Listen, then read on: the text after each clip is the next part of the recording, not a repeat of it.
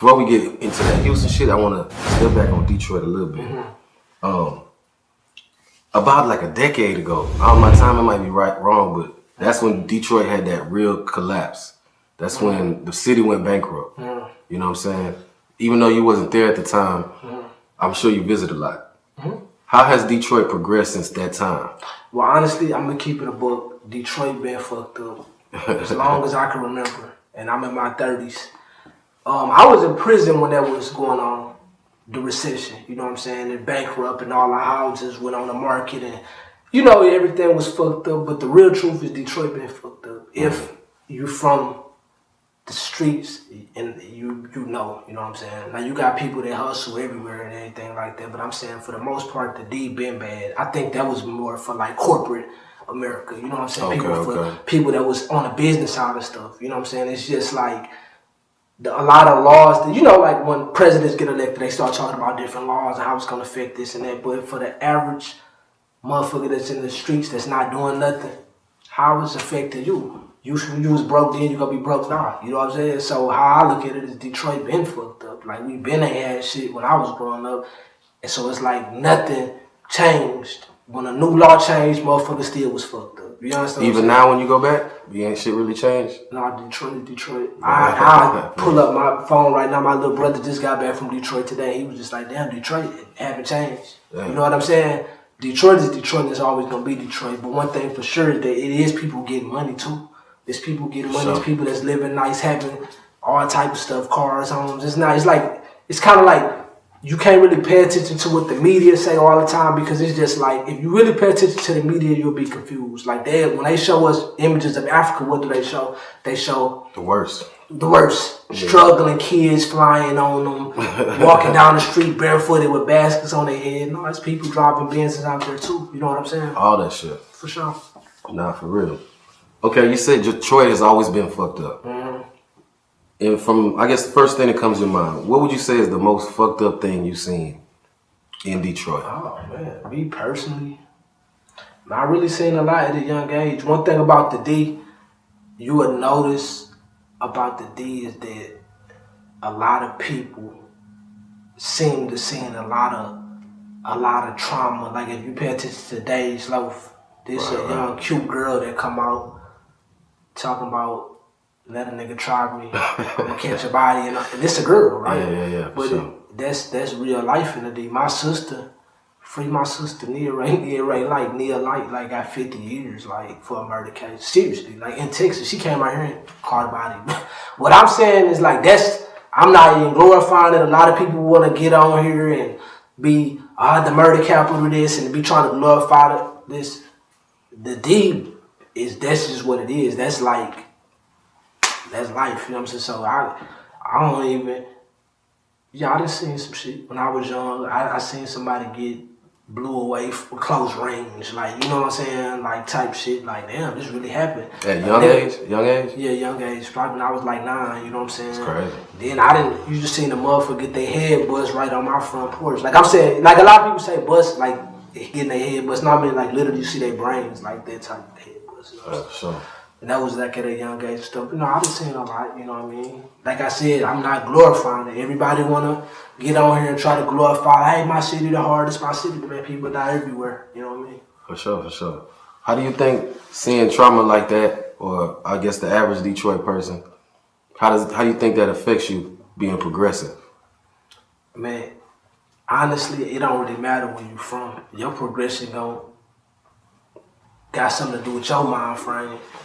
You know what I mean? Me, I don't think nothing stopped my progression. If anything, all the bullshit and negative shit that I've seen and experienced and been through make me go harder. So it's actually helpful, you know what I'm saying? Because it make me want more and want better. And that's why I grind how I grind right now. And you're definitely a for real grind. That's what makes you special though, because everybody doesn't, you know what I'm saying, translate trauma the same way. Everybody doesn't, you know what I'm saying, it affects it. So that's what makes you special, to be able to still have that type of mind frame. You know what I'm saying? And it's just about being able to adapt. Yeah. You know, a lot of people say, if you can make it here, you can make it anywhere. Well, that's just got something to do with being able to adapt. You know what I'm saying? Detroit is just the story of the D, period. survival. Period. You go anywhere in the world and you see somebody from the D, they gonna be making something happen, no matter what city you in. Especially with them cold ass winters, man. Period. For sure. So with the buzz of Detroit music now, Detroit music having a popularity, having its own sound, do you think any way the music scene of Detroit can help that area become better by bringing more attention, bringing more money in? Do you think music is? I mean, honestly, first of all, music essentially began in the city a lot of ways, like Motown. Facts. That's facts, the deal. facts. You know what I'm saying? So it's been going on. Shit, that same building still there's still a studio in there. The producer that's making the most noise, tell us we make this beat, baby. That's where he recorded in that same building right now. So music can change stuff, you know what I mean? But for the most part, you got people that been doing stuff positive. It ain't all negative. So when I say the city been fucked up, that don't mean ain't nothing good about it. It's been stuff going on in the D. You know what I'm saying? They used to have a giant slide at Belle Isle, the Marshmallow Drop. You know, when I say that, you gotta be from the D to even understand what I'm saying. Like the Marshmallow Drop, you know what I'm saying? the Kitty Cabaret they used to have like on Easter and stuff like that. So it's always positive stuff going on too. I want to make that clear. Everything not negative, and that's not hell and chaos 24/7. Like no, it's people that's doing positive stuff for the community. Like Vezzo, like I said, I was mentioning Vezzo earlier. He had a restaurant, Chicken Talk. He had a car wash. You know what I'm saying? It's people that's doing stuff. I just think the more money people get, you are able to do more for sure. Sure. Man, if I asked you to give me your top 3 Detroit rappers of all time. Of all time. All time. So this is personal opinion. You know Personal, what I'm saying? your list. Yeah, personal opinion. Because a lot of people be getting it twisted. But Detroit though, Yeah, your personal for number Detroit. one, I'm gonna say my nigga Rio Grande. That's number one. Okay. Fairbound ENT, Rio Grande, REO Okay. GRAND, Rio Grande, Fairbound Volume 1 through motherfucking 4 to motherfucking I Don't Need Rap Money 1 and 2. So Rio Grande is kind of like Mac Dre to the Bay. No, I'm saying Rio Grande is just my nigga, but niggas know a real nigga, but at the same time, like he known in the Detroit rap scene too, but that's my personal brother. You know what I'm saying? For sure. Really living what he talking about. It's another thing. A lot of people just rapping. Me personally, I only like authentic shit. So if I know you faking, it don't even matter how good it sound to me. Rio number 1. And then after Rio, I would personally say my nigga Skirt McGirt. He another person that's not probably known to the world, but you know, he used to run with Chief Keef on some real shit, you know what I'm saying? But he from the D though, that's my guy. Skirt McGirt. He got his own style. He don't sound like the wave. I don't like niggas that's on the wave shit anyway. I like somebody with their own identity. Skirt McGirt, Rio. And then I gotta say Vezzo, you know what I'm saying? Vezzo. And I wouldn't have said Vezzo at first, you know what I'm saying? But the man progressed. Like, 2021, yeah. Yeah, he progressed so much to the point where nigga, I respect the grind. I like the shit he talking. I like what he stand for. And I feel like he a solid nigga because how he carry himself. And like one thing about the D, you can't fake it for too long. A lot of places you can be a fake nigga, meaning a pussy, weak, a bitch nigga, and you can really prosper. Detroit not one of them places. Like, it's gonna happen to you. It's gonna get exposed like this. And so for that man to be doing it for this long on this level and nothing happened to him, salute, I fuck with him. So I'm gonna say Rio Grande, Skirt McGirt, Vezzo. For sure. That's a great list. You say a lot of places you could be a bitch nigga and still make it. Not in Detroit. For sure not in Detroit. And that's not to say everybody in Detroit is hard body and the Terminator and Superman and nothing like that. I get what you mean though. I'm saying you're not gonna be making no type of noise on a certain level, being on Front Street without you getting exposed. That's what I'm saying. Okay. It's not happening. Okay, but is Houston that type of city where you could be that and still succeed? Man, I got love for a lot of people in Houston.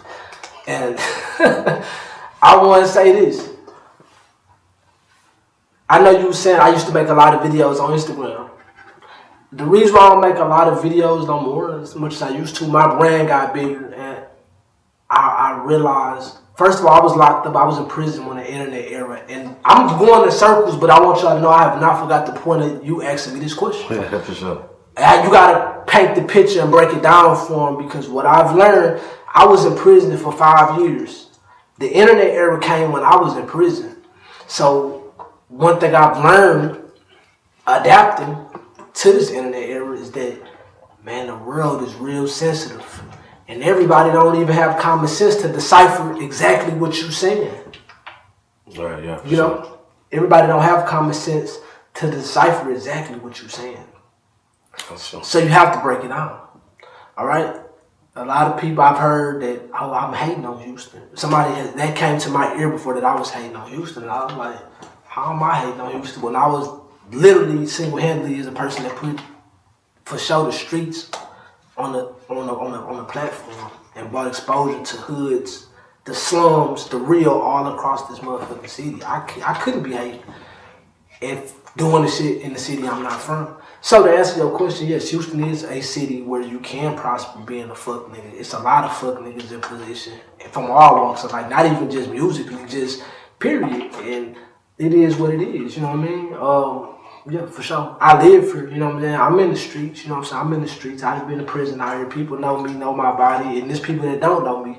Them the motherfuckers that's gonna troll on the internet and everything. You can't beat the internet, you know what I'm saying? But if you know, you know what I'm saying? If you know me, then you know me, you know what I mean? But no, I feel like Houston definitely a place you can prosper being a fucking man, definitely. Yeah, that's real, definitely.